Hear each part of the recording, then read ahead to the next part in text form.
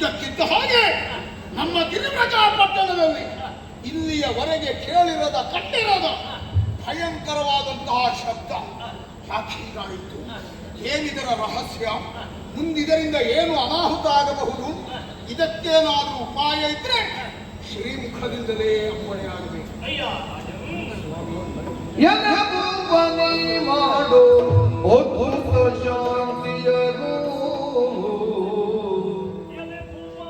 ಎಲೆಭೂಪನಿ ಮಾಡು ಅದ್ಭುತ ಶಾಂತಿಯನು ಎಂದರು.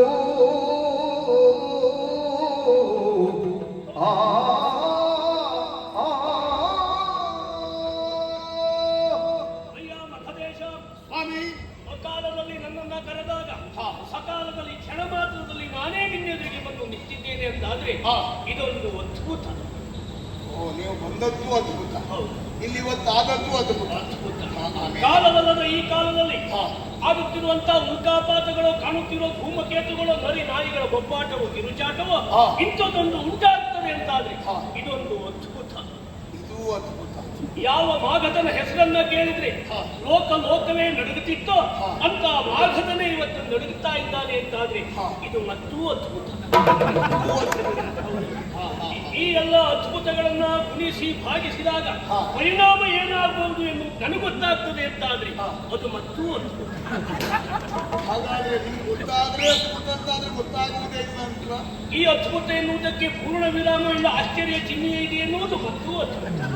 ಅಂತೂ ತಾವು ಈ ಮಧ್ಯರಾತ್ರಿಯ ಕಾಲದಲ್ಲಿ ಅದ್ಭುತದಲ್ಲಿಯೇ ಪ್ರಸಂಗ ಮುಗಿಸುವುದ ಪೂರ್ಣ ವಿರಾಮವನ್ನು ಕಾಣ್ತದೆ ಅಂತಾದ್ರೆ ಅದು ಇನ್ನೂ ಅದ್ಭುತ.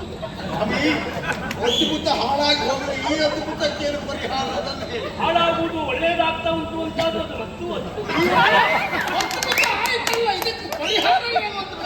ಇಂಥ ಮಾಘದೇಶನ ಬಾಯಿಯಲ್ಲೂ ಈ ಬ್ರಾಹ್ಮಣನಿದ್ರಿಗೆ ಅಯ್ಯೋ ಎನ್ನುವುದಾಗಿ ಹೇಳ್ತಾ ಇದ್ದಾರೆ. ಇದು ಇನ್ನೂ ನಿಮ್ಮನ್ನ ಹೊರತುಪಡಿಸಿ ಮತ್ತಾರಾದರೂ ಅದ್ಭುತ ಎದುರುಕೊಳ್ಳಿಸಿ. ಹಾಗೆ ಯಾರೂ ಬರದೇ ಇದ್ದಾಗ ನೀ ನನ್ನನ್ನೇ ಕರೀತಾ ಇದ್ದೀ ಎನ್ನುವುದು ಇನ್ನೂ ಹಾಗೆ ಕರೆದಾಗ ನೀವು ಬರ್ತೀರಿ ಎನ್ನುವ ನಮ್ಮ ಭಾವನೆಯೇ ಒಂದು ಅತ್ಯದ್ಭುತ. ಭಾವನೆಯೇ ಬದುಕಲಿಕ್ಕೆ ಸಾಕಾಗುವುದಿಲ್ಲ, ಬದುಕಿಗೆ ಬೇರೊಂದು ಉಂಟು ಎನ್ನುವುದು ಅರ್ಥೈಸಿಕೊಂಡ ನೀನು ಉಳಿದವರಿಗೂ ಅದೇ ರೀತಿ ಸಹಕರಿಸಿದ್ರೆ ಇನ್ನೂ ಸಿಕ್ಕೇ ಸಿಕ್ಕ. ಹಾಗಿದ್ರೆ ಇದರ ಪರಿಣಾಮ ಇದು ರಾಜಾರಿಷ್ಠ. ಈ ರಾಜಾರಿಷ್ಠ ಎನ್ನುವುದು ಕೇವಲ ರಾಜನಿಂದ ಬಂತು ಅಂತಾದ್ರೆ ಇಡೀ ರಾಜ್ಯಕ್ಕೆ ಎನ್ನುವುದೇ ಅರ್ಥ. ಹಾಗಿದ್ರೆ ಇದಕ್ಕೇನು ಮಾಡಬೇಕು? ಇಷ್ಟೆಲ್ಲ ಅದ್ಭುತಕ್ಕೆ ನೀವು ಮಾಡಬೇಕಾದದ್ದು ಅದ್ಭುತ ಶಾಂತಿಯನ್ನು ಇನ್ನೂ ಇದರ ಪರಿಹಾರ ಆಗಬೇಕು ಅಂತ ಆದ್ರೆ ಅದ್ಭುತ ಶಾಂತಿ. ಹಾಗಿದ್ರೆ ಹೀಗೆ ಹೇಳಿದ್ದೇನೆ ಬಿಟ್ರೆ ಅದ್ಭುತ ಶಾಂತಿ ಮಾಡ್ಲಿಕ್ಕೆ ನಮಗೂ ಗೊತ್ತುಂಟೋ ಇಲ್ವೋ ಅನ್ನೋದು ಮತ್ತು ಹಾಗಾದ್ರೆ ಇದಕ್ಕೂ ನಾವು ಬೇರೆ ಜನರನ್ನೇ ಹುಡುಕಬೇಕು. ಅಗತ್ಯ ಇಲ್ಲ ಎನ್ನುವುದು ಇನ್ನೂ ಅದ್ಭುತದಲ್ಲೇ ಕೆಲವು ಪುಸ್ತಕದಲ್ಲಿ ಇರುವುದಿಲ್ಲ, ಕೆಲವು ಪುಸ್ತಕದಲ್ಲಿ ಇರ್ತದೆ.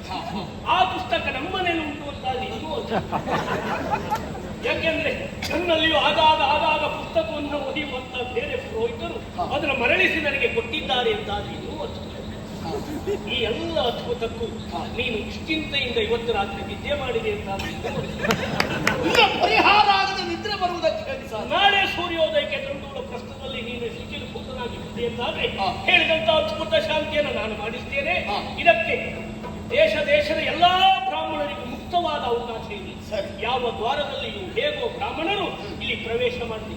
ಬಂದಂತ ಬ್ರಾಹ್ಮಣರಿಗೆ ನೀನು ಕೂಡಿ ಭೋಜನ ಭಾರಿ ದಕ್ಷಿಣೆಯನ್ನ ದಾನವನ್ನು ಇದ್ದೆ ಅಂತಾದ್ರೆ ಇದಕ್ಕೊಂದು ಪರಿಹಾರ.